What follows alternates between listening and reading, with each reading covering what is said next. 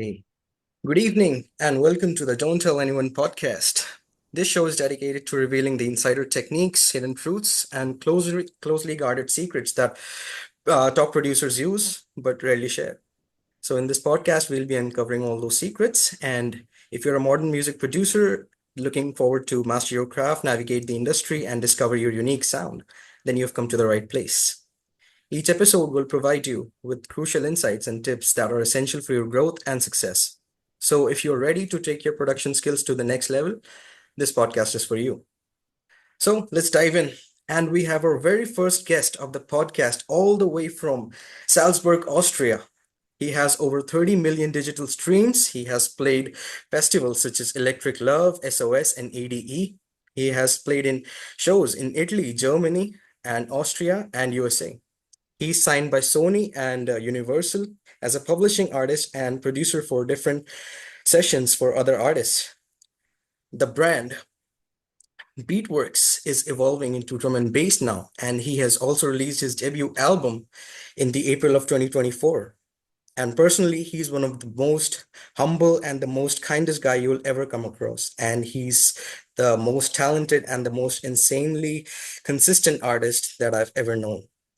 So without any further ado, I would like to introduce Beatworks. So, Hey, thank you so much. Those words were the biggest act of kindness I've heard this year. Thank you so much. This was insanely sweet. Thank you. okay, man. So, how are you feeling today? Good, good. It's a good weather, beautiful day. Yeah, beautiful. Do you hear a quick question at the beginning? Do you hear the background noise? Yeah, man, I do. Okay, wait. Let me close the window then. I hope was it bad in the beginning? Uh, no, man, it's not bad. Okay, okay. It's all Okay, good. my bad. Sorry, because my window was still a little opened and there were like suddenly 17 trucks coming by. So my bad. Now a beautiful day. Yeah, super cool. Okay, man. So, can you walk us through your journey, like how you got into making music in the first place? Yeah, of course. How did I get into music? It was back in 2014 actually. So this year marks my 10-year anniversary actually of making music.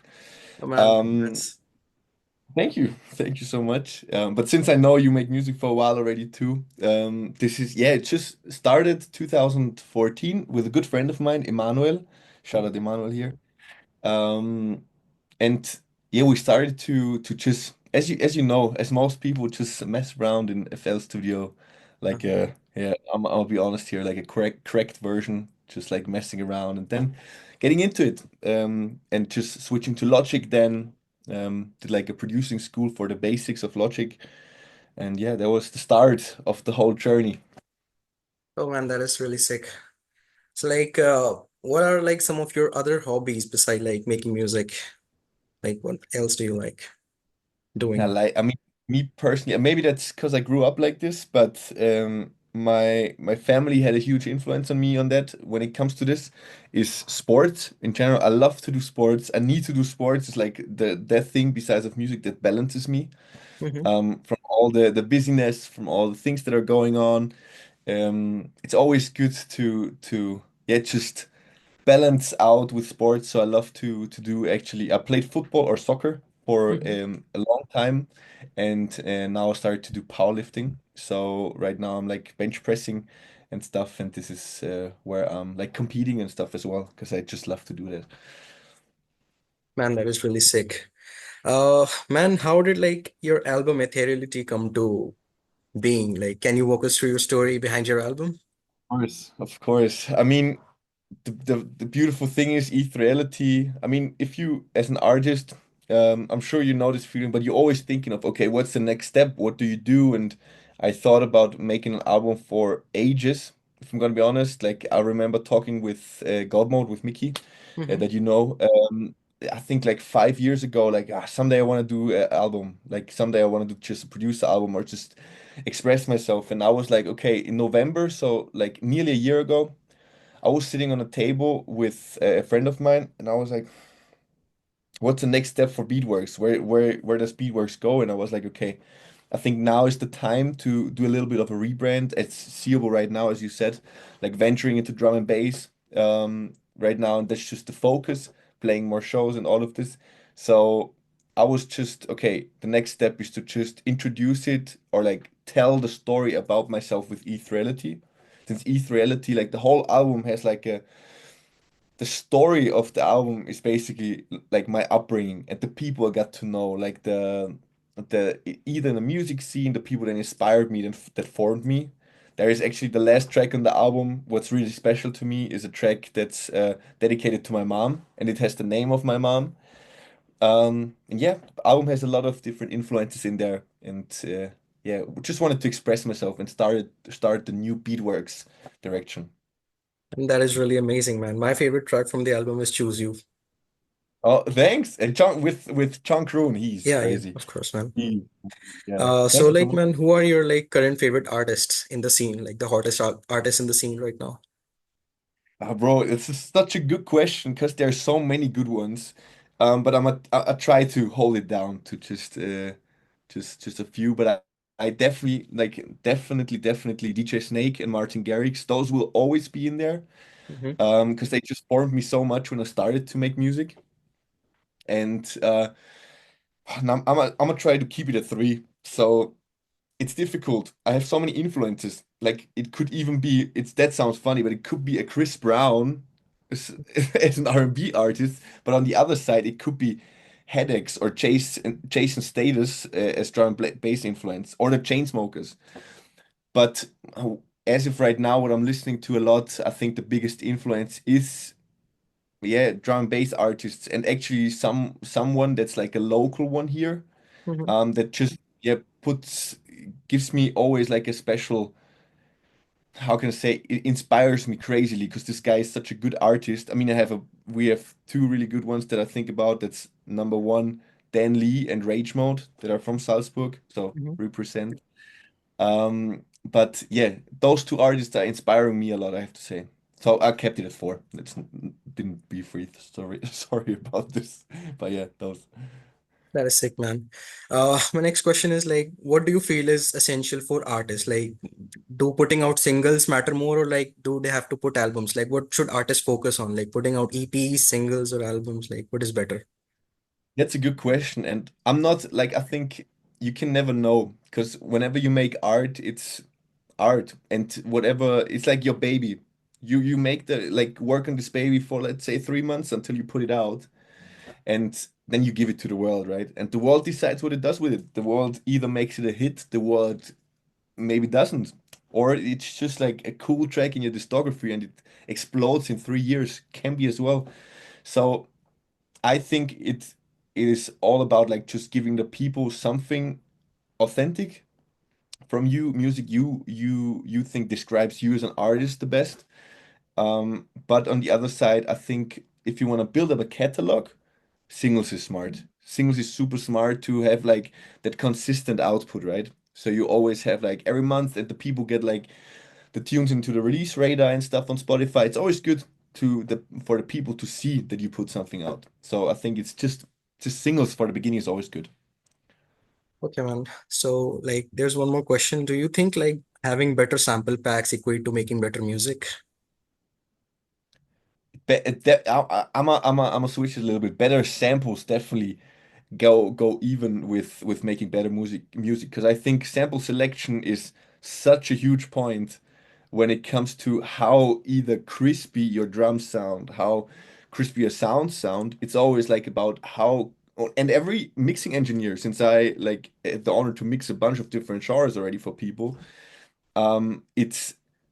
it's always about the samples. How good something is processed, that's how good you can make sound the overall track. If you have like a super muffled bass line or like kick or like a phased tune or leads and stuff, it's always difficult to make it sound good. So I think sample selection matters, yeah. Okay, bro. Like, what would be the advice, like one piece of advice you would give to yourself when you were first starting out right now? Like, what would be that advice if you would give to yourself? Oh, that's a good question. You have some really good questions. I'm not gonna lie.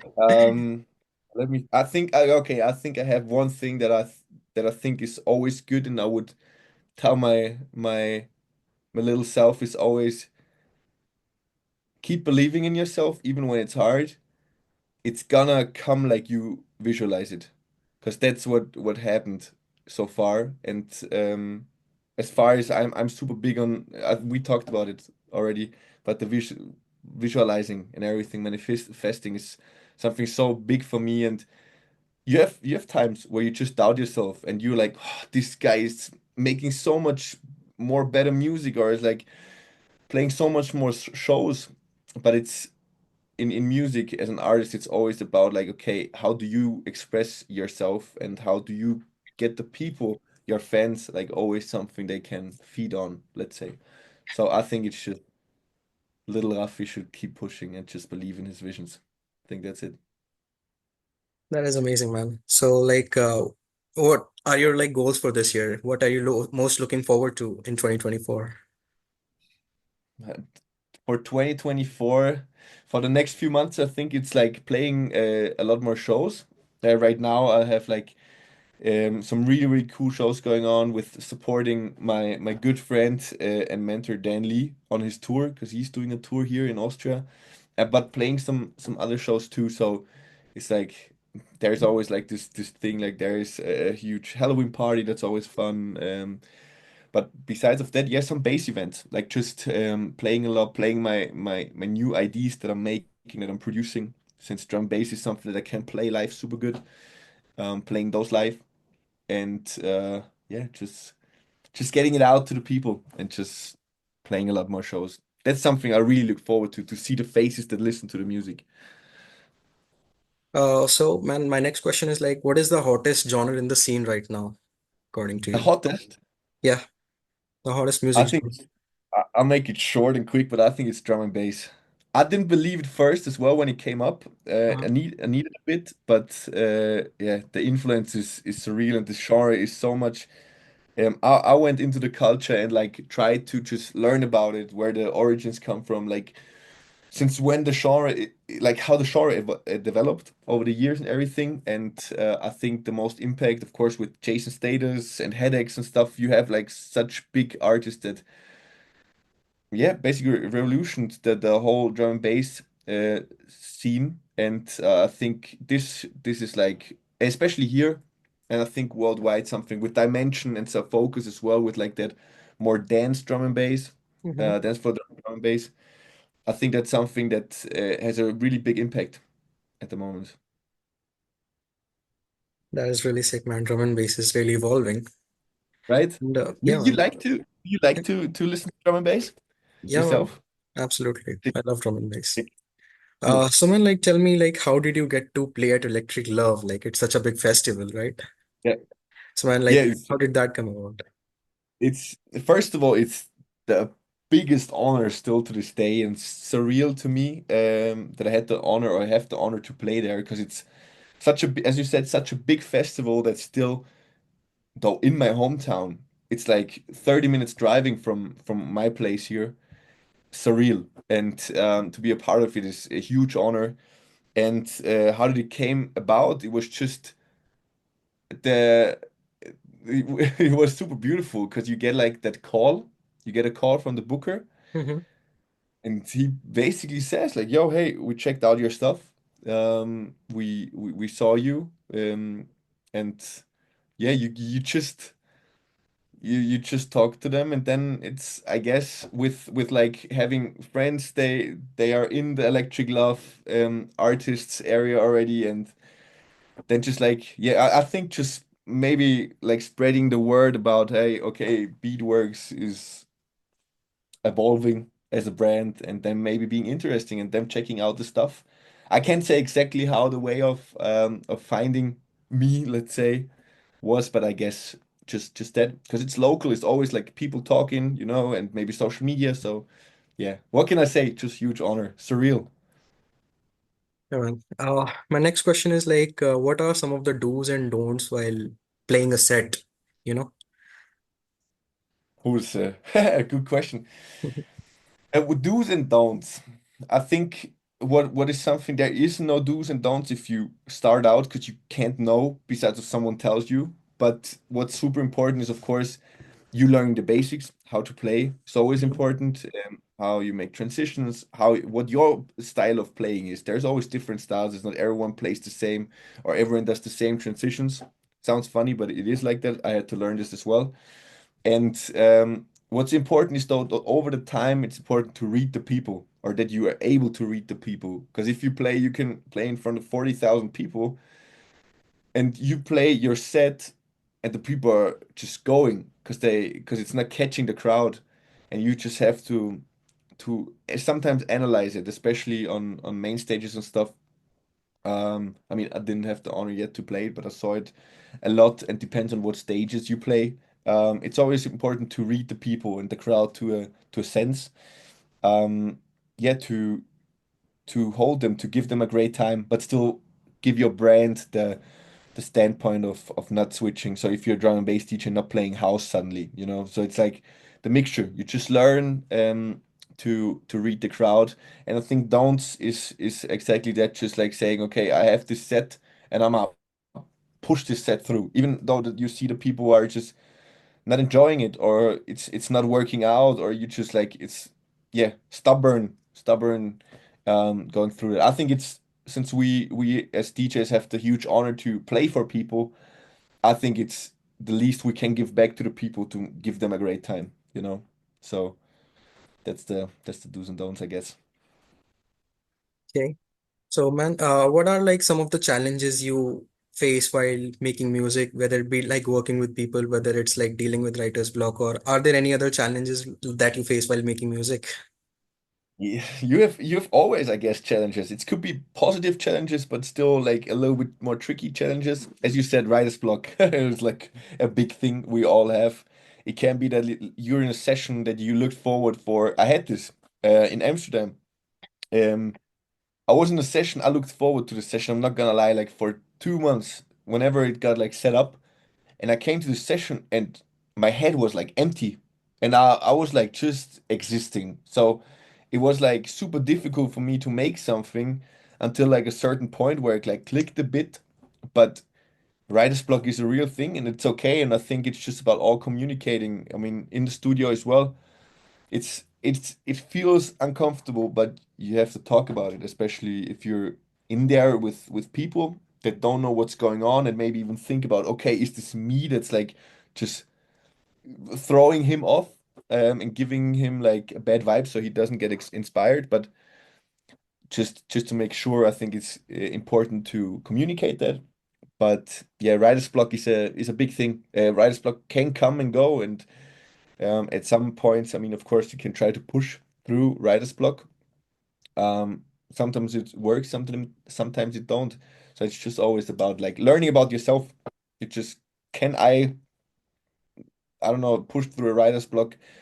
Do I maybe need to go and get some fresh air? What helps, or make some sports to just reset myself? So it's always, or do I need to just take time off? So that's writer's block is a big thing. Yeah, Hey, what are like some of your bucket list things that you would like love to do in life? that's a good question. I mean, do you mean music related or like in Could be general? anything. Could be anything.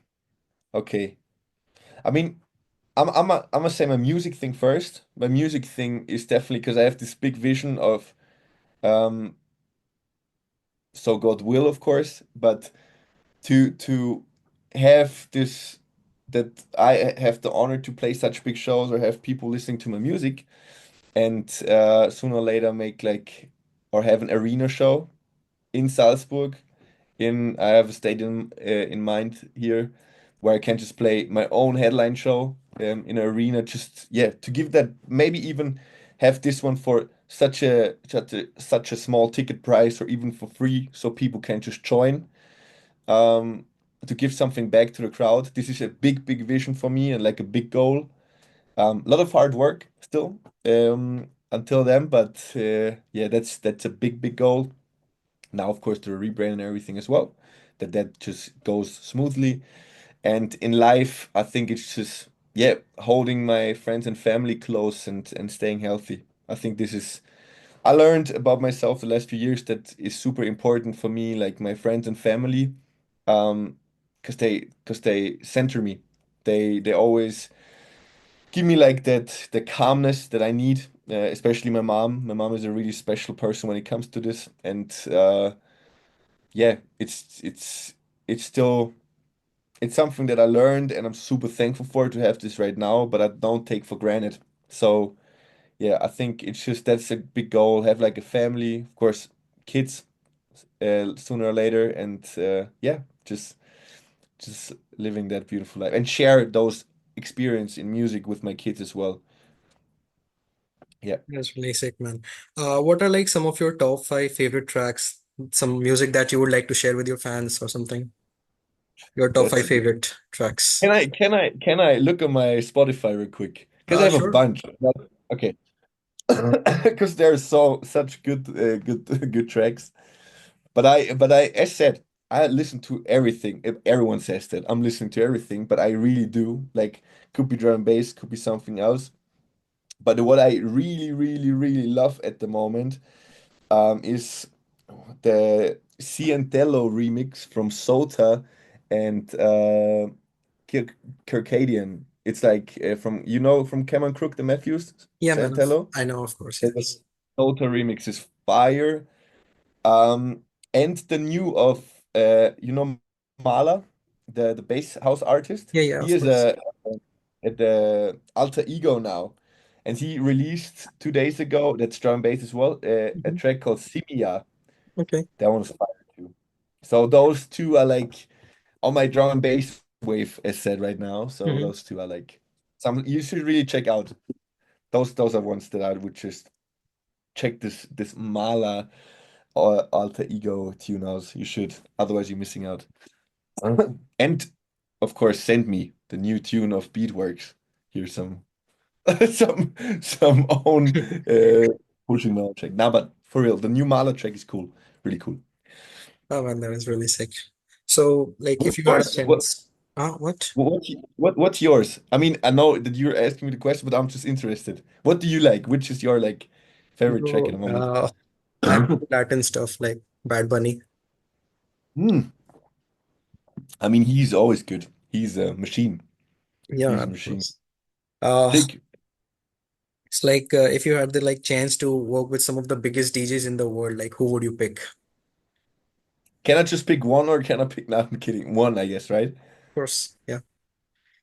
I would say, yeah, DJ Snake. It DJ is right. sick, man. I love it. DJ Snake. I had the honor to. I never saw him perform live. Hmm. Today was the today. This year was the first time because he performed at Electric Love. I love Martin Garrix as well, but just for like, because I think where I'm music wise going. I mean, I would love to collaborate with both, but DJ Snake is huge inspiration. Yeah. Okay, man. Like, there's just one really different question. Would you like to share us about like any weird habit that you have, like that your fans do not know, like any weird thing about yourself? Since this podcast is called "Don't Tell Anyone," so like we'll be Yeah, keeping sure. it as Now, a a million. secret. I love it. I love it. Of course. What's the thing that you people maybe don't know about me? It's Yeah. let me think for a second, because I think the people know from the podcasts with Mickey back then that I do like those cold showers in the morning always, Hmm. and that I do the sports. But I think what is something that I do sometimes that's a thing. Sometimes I could come across as when you know me, because I'm a super social person, but Hmm. sometimes I just need me time. That sounds weird, but I just sometimes need to just be by myself. And this is something I don't even share this with anyone, so I think this is a good fact.